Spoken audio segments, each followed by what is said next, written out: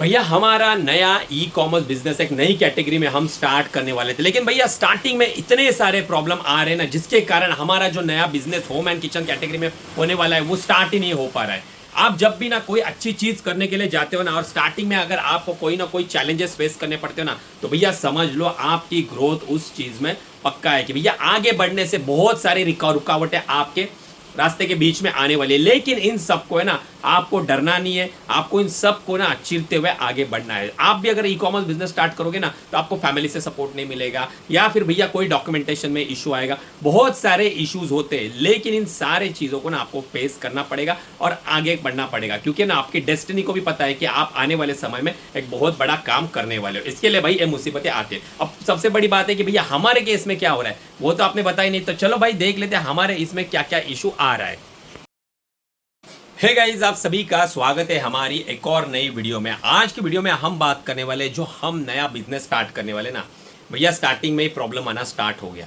अब लगता है कि भाई कितना कॉम्प्लेक्स आ रहा है, बिजनेस होगा नहीं होगा, लेकिन कोई नहीं है, आपको पता है आपका भाई बिजनेस करके ही रहेगा, क्योंकि हमें भी उस कैटेगरी में ग्रो करना है और हम ग्रो करेंगे। इसके लिए ना बिजनेस शुरू होने से पहले ऐसे हजारों मुसीबत आएगी। अब मुसीबत क्या है वो तो मैं आपको बता ही दूंगा, ताकि आपको भी आइडिया आ जाएगी कि भैया ई कॉमर्स बिजनेस करे तो ये चीज़ों के कारण आपको मुसीबत आ सकती है, तो वो अवॉइड कर लेना। तो सबसे पहले बात करेंगे हमारे आज के पार्सल के बारे में। सबसे पहले बात करेंगे हमारे आज के ऑर्डर के बारे में कि आज हमारे कितने पार्सल जो है ना वो डिस्पैच होने वाले। तो चलो एक बार पैनल पर चल के देख लेते हैं कि हमारा आज का काउंट कितना है। हम आ गए हमारे ऑर्डर वाले सेक्शन में। यहाँ पे आप देखोगे तो भैया होल्ड में 0 है, पेंडिंग में आज सुबह से जो है ना हमारे 71 पार्सल और सॉरी ऑर्डर आ चुके हैं। जो हमारा एग्जैक्टली डिस्पैचिंग वाला काउंट है वो 280 पार्सल हमारे आज के डिस्पैचिंग वाले हैं।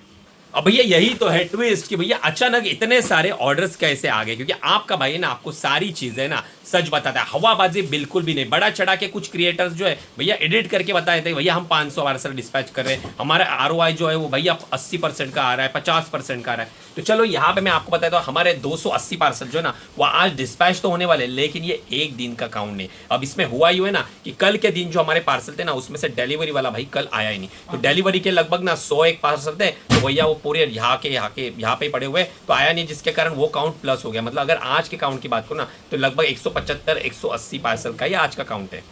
अब देख लो भाई, यहाँ पे मैं यहाँ पे रिफ्रेश भी मार देता हूँ तो भी आपको उतना ही काउंट दिखेगा। देखो 280 में से भाई लो और 2 पार्सल कम हो गए, देखा 280 में 278 हो गए, मतलब 2 RT हो चुके हैं।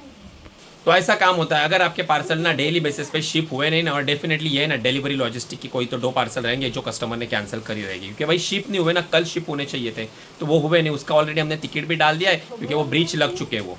अब भैया यहाँ पे देखोगे ना तो हमारे ऑलमोस्ट ना सभी पार्सल पैक हो चुके हैं, और यहाँ पे देखो एक्सप्रेस वे वाले भाई भी आ गए, तो उनके भी पार्सल यहाँ पे स्कैन करके हैंड ओवर कर देने। और यहाँ पे बाकी का बचा हुआ लॉट है वो है डिलीवरी लॉजिस्टिक का।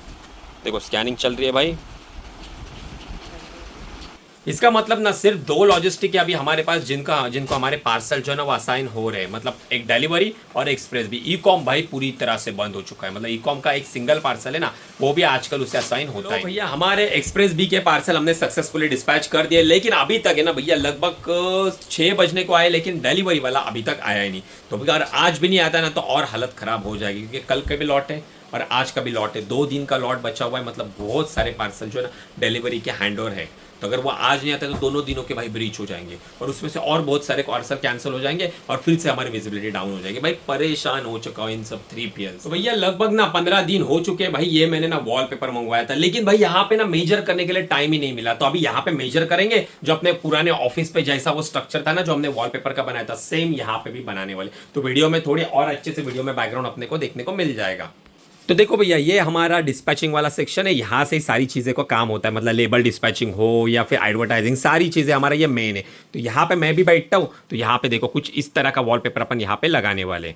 अब मेरे को यहाँ से लेके कितना मेजर करना है, एक तो मैंने सैंपल के लिए मंगवाया है, तो लगभग भैया कुछ 120 से 130 रुपये का मेरे को आया था कुछ लगभग एक। तो अभी कितने लगेंगे मेजर के हिसाब से कैलकुलेशन करके फिर इसका ऑर्डर प्लेस कर देंगे अपन। ये भी प्रोडक्ट है ना, अगर आपके पास नॉलेज रहेगा तो भाई ये होम डेकोर के प्रोडक्ट भी आप बेच सकते हो, इसमें भी मार्जिन अच्छा है और भैया ऑर्डर भी ताबड़तोड़ तरीके से। भैया ये जो वॉलपेपर है ना, ये भैया ना अपन ना मैं घर पे जाके मतलब अमेजोन से ऑर्डर कर लूंगा। और रही बात डिलीवरी लॉजिस्टिक की ना, तो मैं नीचे शॉप पे था, कैलकुलेशन करने के लिए गया था कि भैया कितना धंधा हुआ। आज तो बारिश इतनी ताबड़तोड़ थी ना कि भाई नीचे तो धंधा कुछ नहीं। अगर ई कॉमर्स नहीं होता ना तो भैया हालत ख़राब हो जाती। और साथ में ना डिलीवरी वाला मैं नीचे था, तभी आया, उसके सारे पार्सल भाई लेके गया, वो एक अच्छी बात हो गई। लेकिन जो कल के ब्रीच लगे ना उसके कारण हमारा पैनल फिर एक बार ना इफेक्टेड हो गया। हालांकि इसे अपन इंप्रूव करेंगे, लेकिन आज फिर ऑर्डर ड्रॉप हो गए। अभी लगभग 8:30 बज चुके थे और तब तक हमारे 100 ऑर्डर्स ही थे।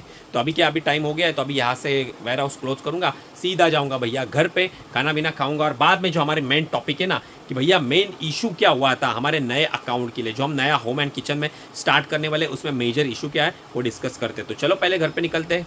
चलो भाई लाइट ऑफ कर देते हैं।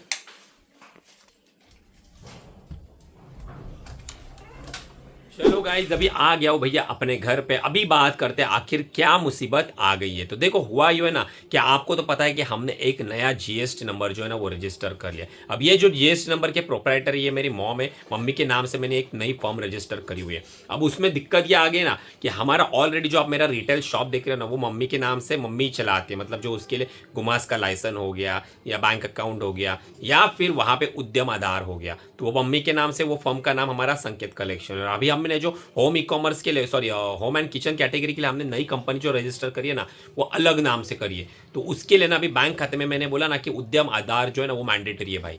तो अभी आज गया था मैं भाई उद्यम आधार केंद्र में और वहाँ पे भाई निकालने के लिए कोशिश करी। तो वहाँ पे क्या होता है, जैसे पैन नंबर डालता हूँ ना तो ऑलरेडी भाई दिखाई देता है कि ऑलरेडी वहाँ पे रजिस्टर है, हमारे पास ऑलरेडी एक उद्यम आधार है जो कि हमारे पिछले वाले जो ऑफलाइन स्टोर है ना हमारा संकेत कलेक्शन उसके नाम का है। अब नया निकालना है तो नहीं निकाल सकते, एक तो उसको कैंसिल करना पड़ेगा या फिर और फिर नया निकालना पड़ेगा। अब मेरे को उसमें पता चला है ना कि भैया उसमें मतलब बाहर से पता चला है बैंक से कि वहाँ पे ना आप ना जीएसटी में जिस तरह से आप कैटेगरी ऐड कर सकते हो ना उसी तरह से ना उद्यम आधार में भी ना आप ना अलग अलग फर्म के नाम जो है ना वो ऐड कर सकते हो। तो अभी कल सुबह फिर उसके पास जाऊंगा और एक बार देखूंगा कि भैया हो रहा है या नहीं। अगर नहीं हुआ तो भाई सब हालत खराब हो जाएगी, मतलब काम ही नहीं हो पाएगा, बैंक खाता नहीं होगा तो जीएसटी किस काम का है, सेलर अकाउंट ही नहीं बन पाएगा। तो ये सारी चीज़ें ना, तो अभी मेरे से एक गलती हो गई कि भाई मेरे को है ना जो संकेत कलेक्शन नाम है ना जो हमारा पहले का, उसी नाम से भैया हमें ना अकाउंट, मेरा जीएसटी नंबर जो ना वो लेना चाहिए था, ऐसा मुझे लगता है। क्योंकि इशू हो गया ना, वो रहता तो मेरे को उद्यम आधार भी नहीं निकालना पड़ता और बैंक अकाउंट भी नहीं निकालना पड़ता, वो भी तुरंत हो जाता। मम्मी का ऑलरेडी पुराना बैंक अकाउंट है तो उससे ही सारी चीज़ें हो जाती। लेकिन मैंने अलग नाम में बोला कि भाई कंपनी के जैसा एक अलग नाम ही कर रहा है, क्योंकि ये क्लोथिंग का है, कलेक्शन करके आता है। तो यहाँ पे मेरे को थोड़ा होम एंड किचन और बड़ा कंपनी के जैसा था, इसके लिए अलग ही भैया मैंने ना उसका फॉर्म रजिस्टर कर लिया।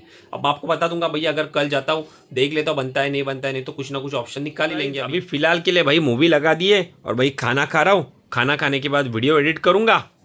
फिर जो आज के रात के जितने ऑर्डर 12 बजे तक आए ना वो सारे ऑर्डर ना एक्सेप्ट करके उनके लेबल भी डाउनलोड कर दूंगा और बाद में सब वीडियो एडिट होने के बाद, शेड्यूल होने के बाद, मतलब 3-4 बजने वाले ये, फिर जाऊंगा सोने के लिए। अब देखते हैं भैया कल वाले व्लॉग में क्या एक्चुअल में बनता है नहीं बनता है, सारी चीज़ें तो भाई ऐसे छोटी मोटी आती है, डरना नहीं, सोल्यूशन निकल जाता है।